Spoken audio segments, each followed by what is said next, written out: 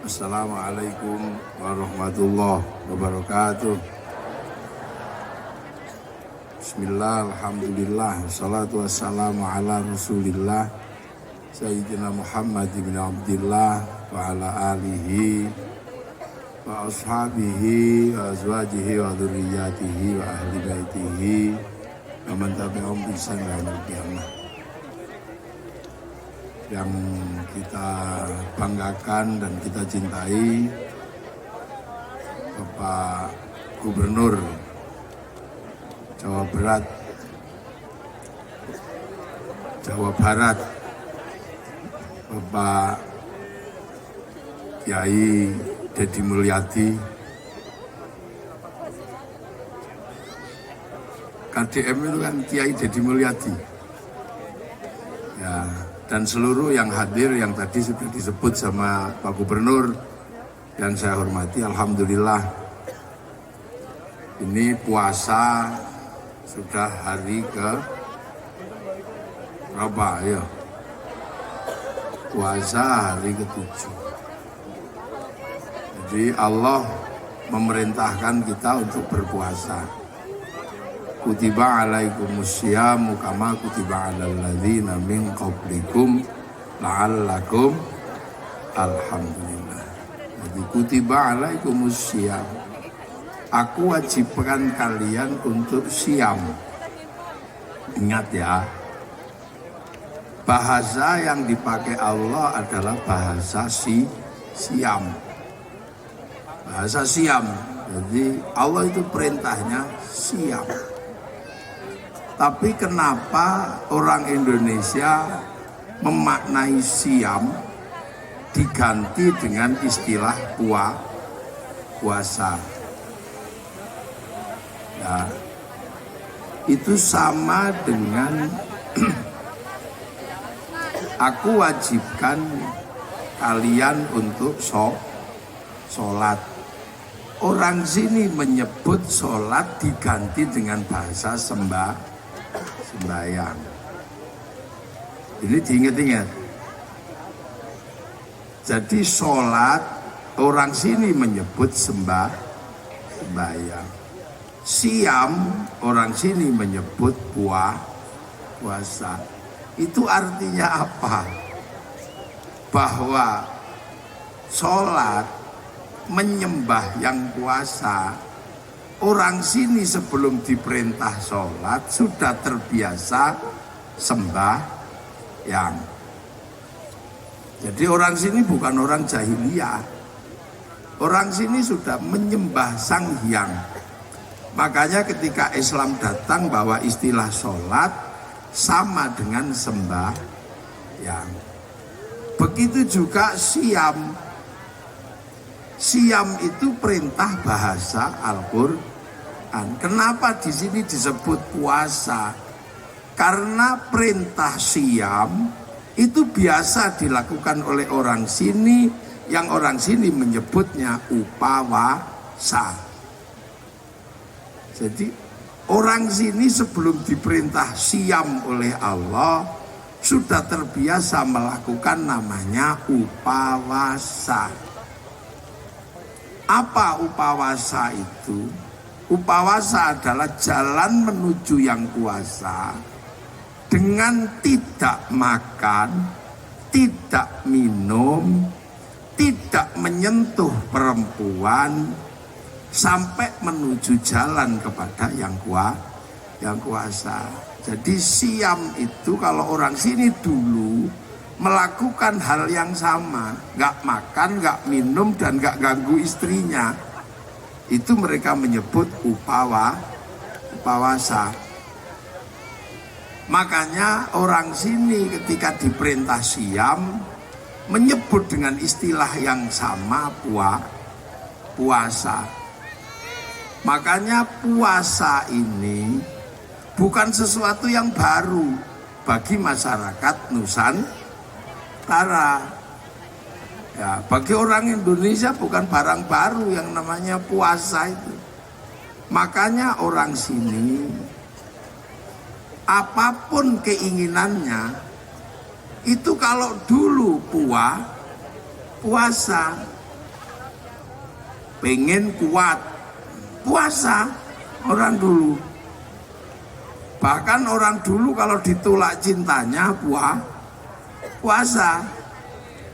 Sampai dulu orang cari nomor puasa. Karena tahu bahwa yang namanya puasa ini adalah sesuatu yang harus dilakukan oleh manusia ketika dia mencoba menginginkan sesuatu yang sulit dijangkau oleh dirinya. Makanya di sini dikenal dengan istilah ada puasa macam-macam.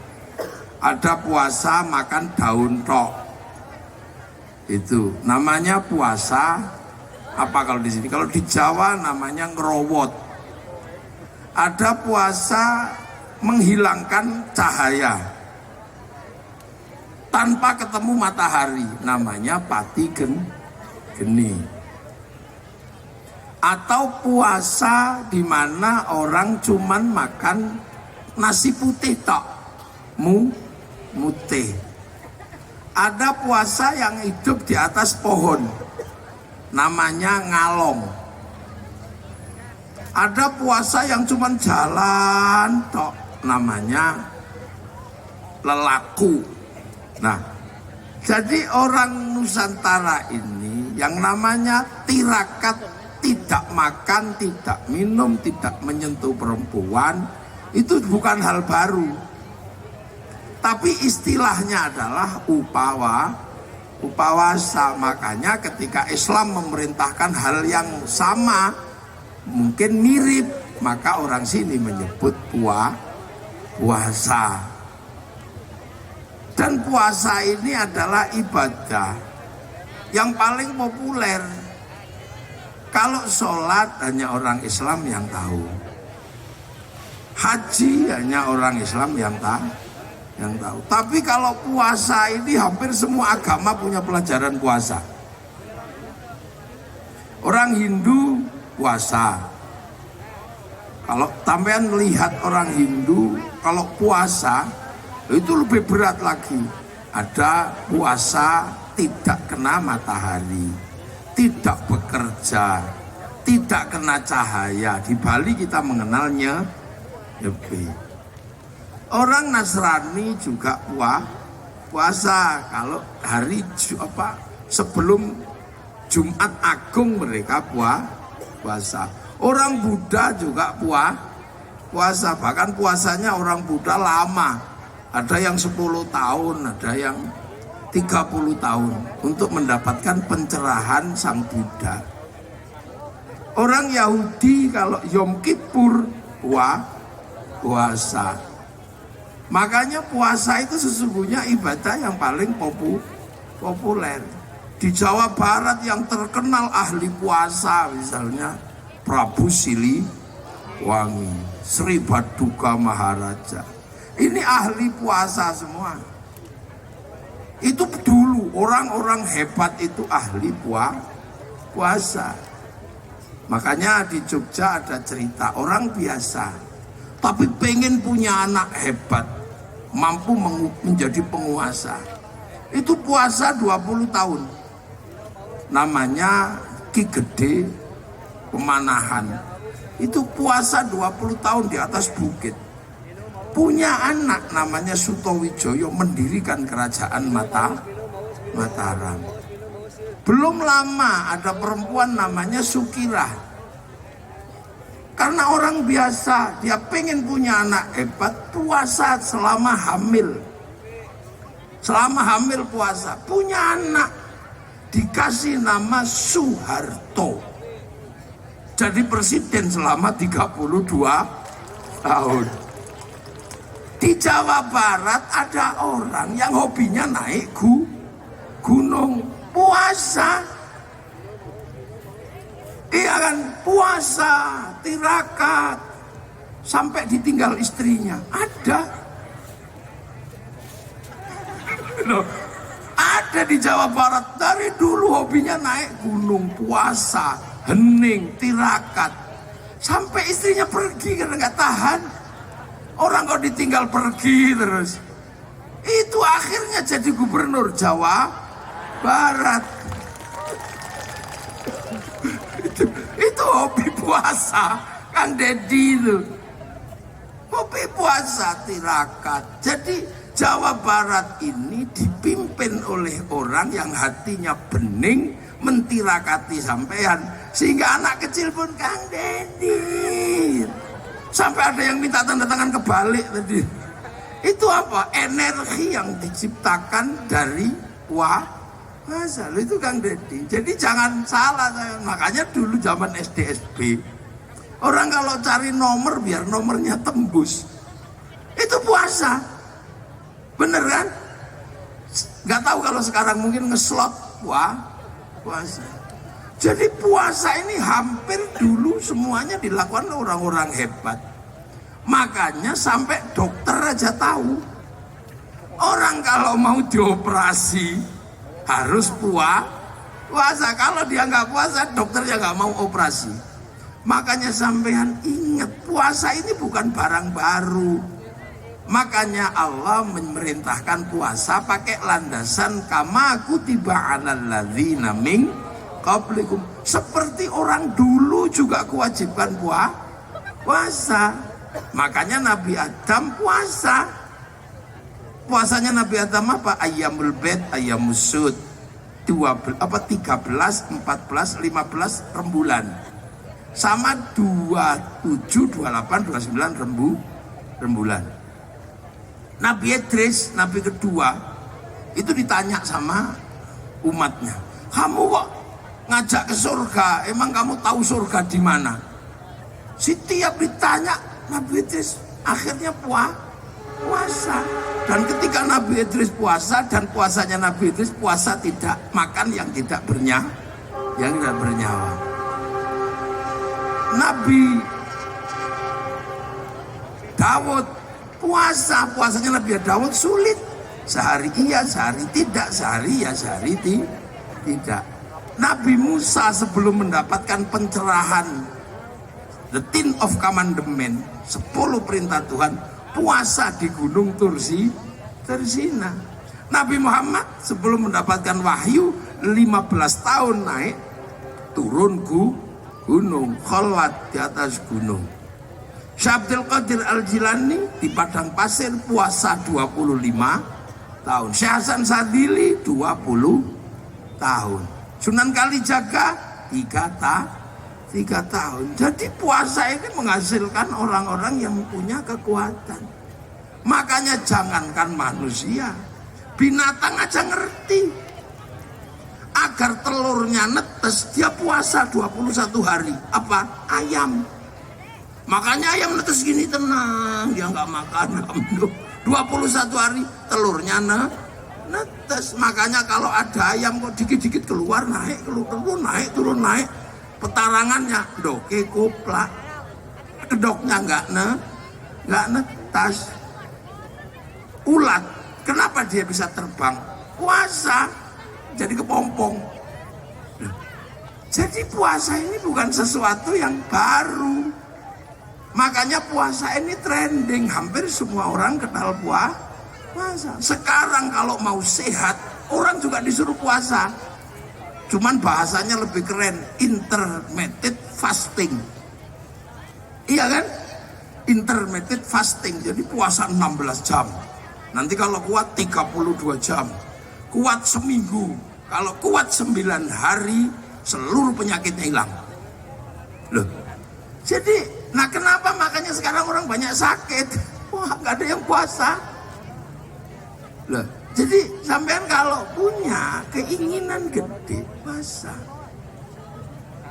Itu puasa. Makanya puasa ini bukan barang baru. Itu dibuktikan dengan Kang Dedi. Kang Dedi ya dengan segala resikonya, makanya sampai sekarang masih jomblo juga perempuan takut. Enak emang gayanya nikah sama gubernur. Coba nanti malam-malam yang dingin,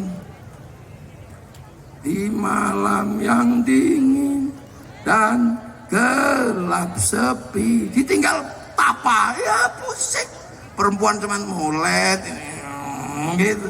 Kang Dedi mana? Wah, ada ditinggal puasa. Jadi jangan bayangin nikah sama Kang Dedi, biar jomblonya lebih lama. Ini sebelum selesai misi beliau, tiap malam pasti cari keheningan. Dan salah satu pusat keheningan adalah tanpa suara napas perempuan. Loh, maka sekarang takut kan, mulai membayangkan. Tadi masih membayangkan menjadi istri Kang Deddy. Wah, sekarang udah takut semua. Lu kenapa? Gak mungkin berhenti yang namanya Kang Deddy. Ketika dunia ini penuh hiruk pikuk, hanya orang yang hatinya hening yang mampu menampung seluruh hiruk pikuk dunia. Loh, ini dunia, makanya para pendekar, para pesilat, para apa. Sampai kalau dulu hobi baca kopi, Nah, kalau orang sekarang yang suka baca drama Cina, itu mereka menyebut kultivasi. Mereka menyebut kultivasi, jadi pergi ke gunung melakukan kultivasi, habis itu dia mampu melakukan perubahan besar karena bersih dan jernih. Makanya begitu manusia ini sudah mulai kehilangan dasar. Gitu. Nah, kenapa kita disuruh puasa? Karena kita ini dunia ini, kalau sampean mau cari akar masalahnya, cari aja akar masalah dunia ini, itu wajahnya ada dua. Makanya orang disuruh puasa, nahan mulut atas, nahan mulut bawah. Karena dunia ini kamu cari kemanapun, sumbernya cuma dua itu. Enggak ada yang lain. Ayo, kenapa? Dua itu. Kenapa orang kerja cari ke sana ke sini sampai siang malam apa? Kenapa orang kerja? Karena punya mulut. Coba kalau dia nggak dikasih mulut, nggak ada orang kerja, nggak ada orang. Nah, kenapa orang kerja? Karena makan, ya kan? Nah, kenapa orang makan? Karena orang itu lahir dari mana? Dari sini. Loh, iya kan? Ini semua muncul di depan saya ini, keluarnya dari mana? Dari sini. Cuman kencing doang ini. Hasil kencingnya orang Tasik ini keluar. Hasil kerjaan mulut bawah. Dan mulut bawah ini menggerakkan seluruh dunia karena ini melahirkan manusia. Ayo, dari mana ya? Dari situ lahir manusia. Makanya itu ditata dan harus dijaga. Karena ya itu tadi. Dari situ semua. Ayo, sekarang kita, makanya orang kita bilang, kelaminmu kamu jaga. Waktu motong, anak kecil itu motong itu dikit. Itu yang bergerak gara-gara kita motong pucuknya. Itu si tole itu. Itu yang bergerak semuanya. Tenda kita datangkan. Gara-gara motong ini akhirnya tenda laku. Kemudian ada yang sound system laku gara-gara motong ini tak. Ya, orang semangat kerja, orang semangat cari duit. Gara-gara apa? Gara-gara nyenengin istri. Kenapa manusia beristri? Gara-gara itu di bawah itu. Nah, hitung semuanya. Ayo. Jadi dunia itu gak akan pernah jauh dari dua itu.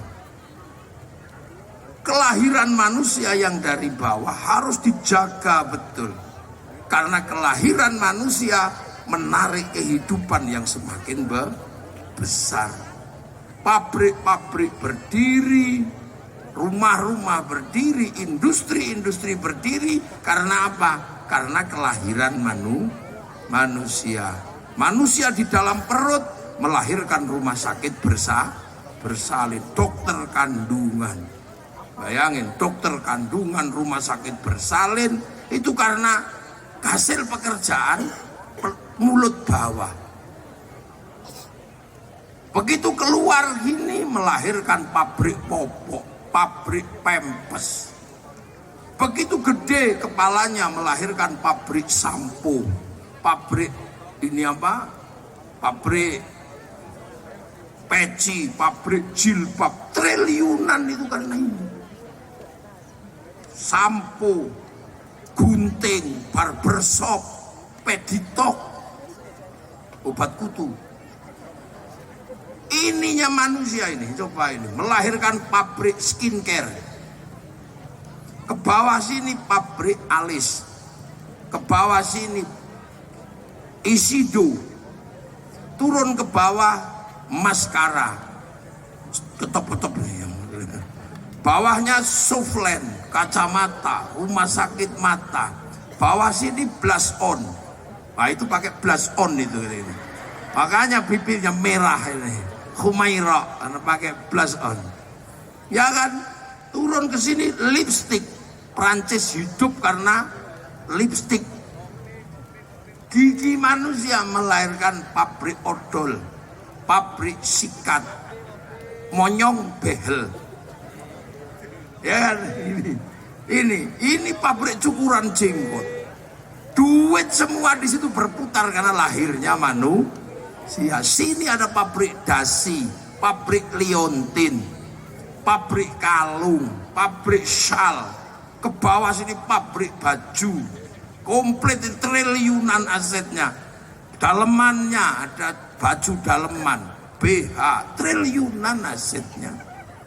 Tangan ini triliunan karena manusia punya tangan. Ada manikur, pedikur, ada cincin, ada potongan kuku, ada kutek, ada gelang, jam tangan 11 miliar jamnya Sahroni. Ini belum ke bawah ini. Bawah pusar itu duit semua itu gara-gara manusia lahir. Lah iya kan? Duit ini pabrik katok. Pabrik celana pendek, celana panjang.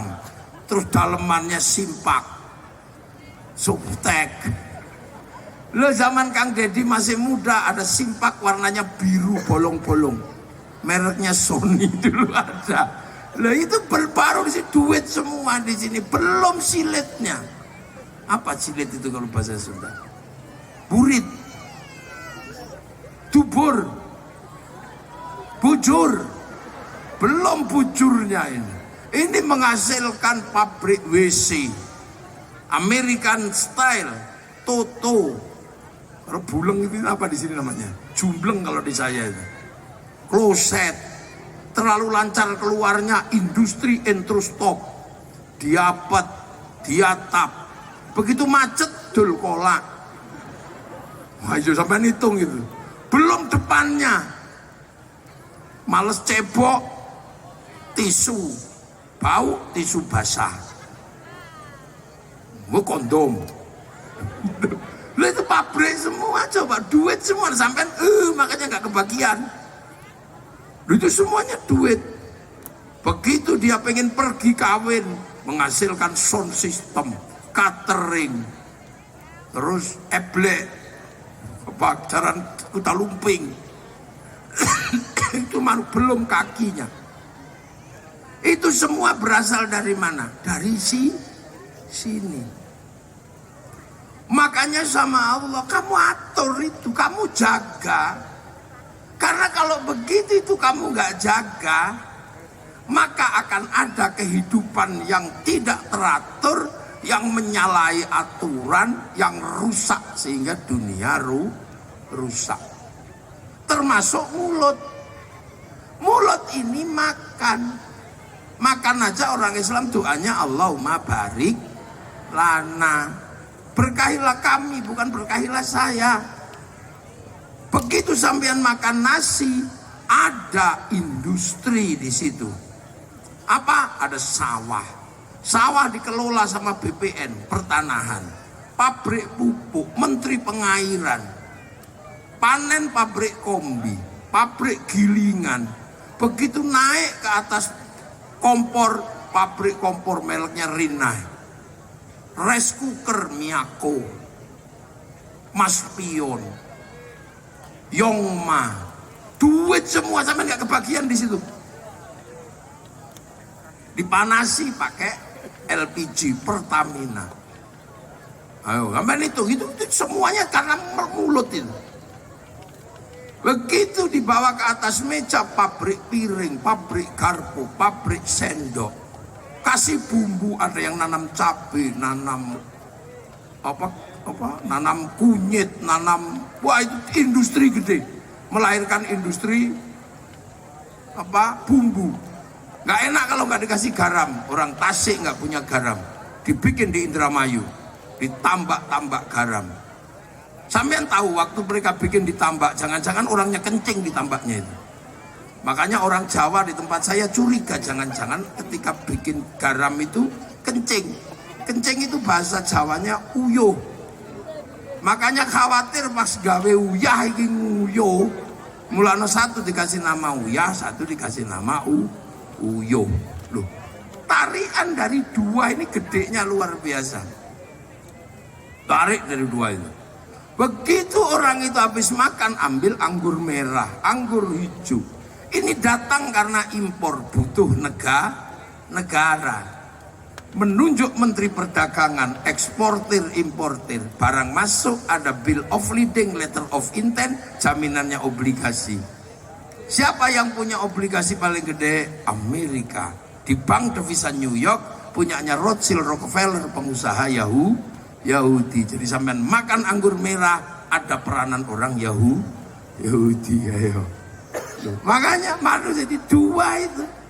Nah, karena dua itu begitu penting dan mengelola kehidupan, maka itu harus ditata. Siapa yang bisa menata makanannya, siapa yang bisa menata kelaminnya, dia akan menjadi orang terhormat.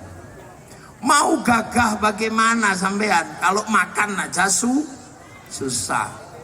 Mau gagah kayak apa, makanan komplit, tapi kalau kelamin tidak terjaga, kamu nggak punya harga diri. Ayo coba hitung. Ayo, dua hal itu.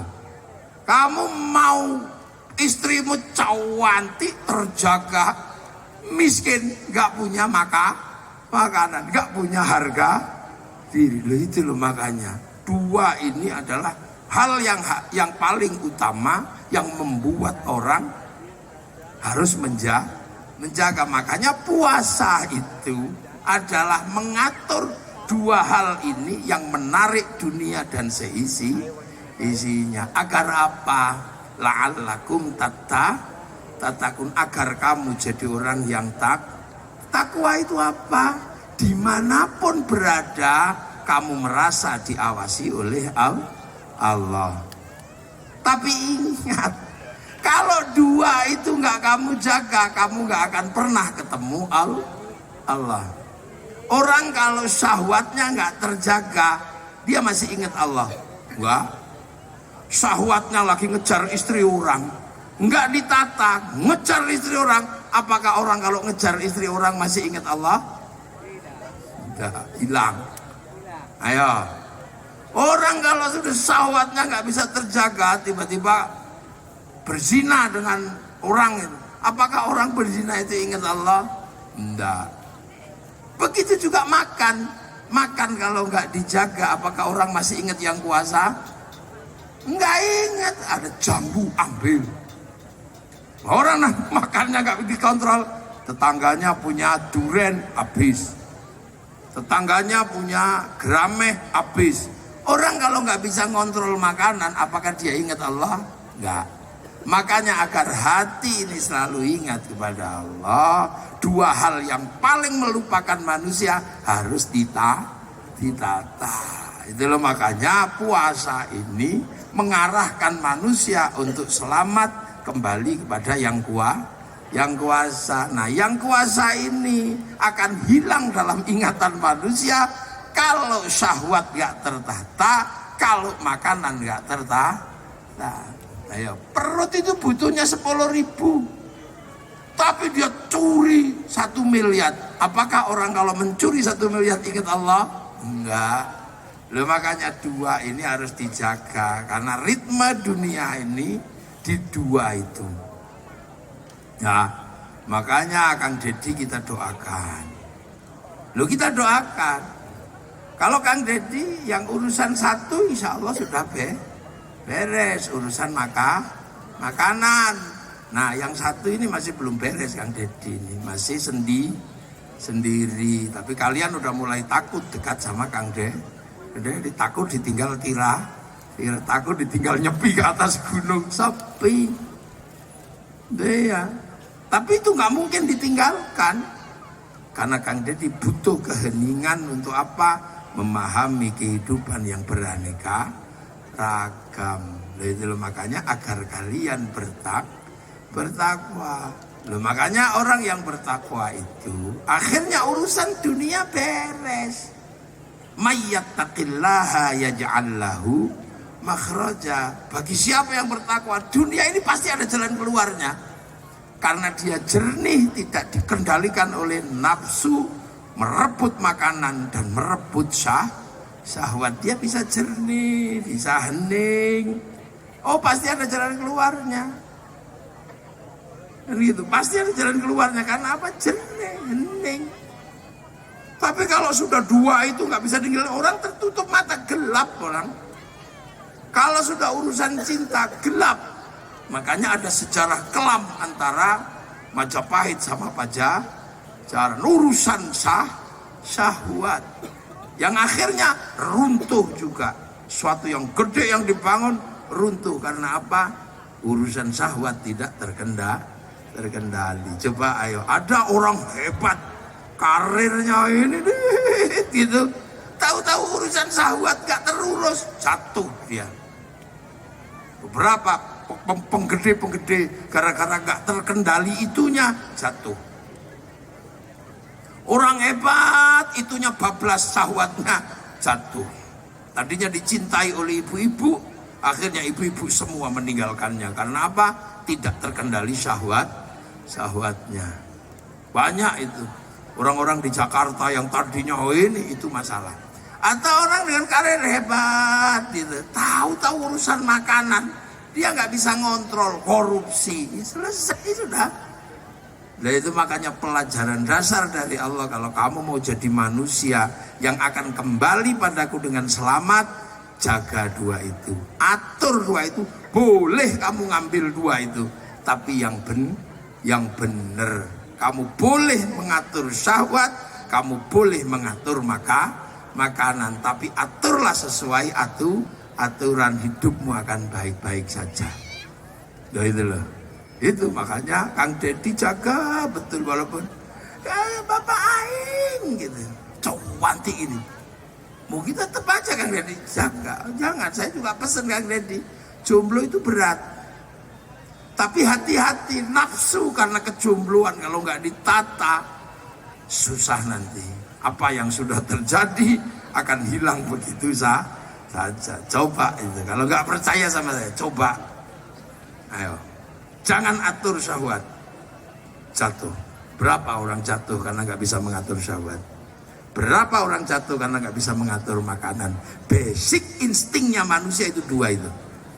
Makan mulut atas, makan mulut bawah. Walaupun yang satu mulutnya agak lebar, yang satu kecil. Karena apa? Dua-duanya itu bergerak tanpa kesadaran manusia. Perut lapar juga tanpa kontrol manusia. Karena apa? Orang tidur bisa lapar. Syahwat juga nggak dikontrol oleh manusia.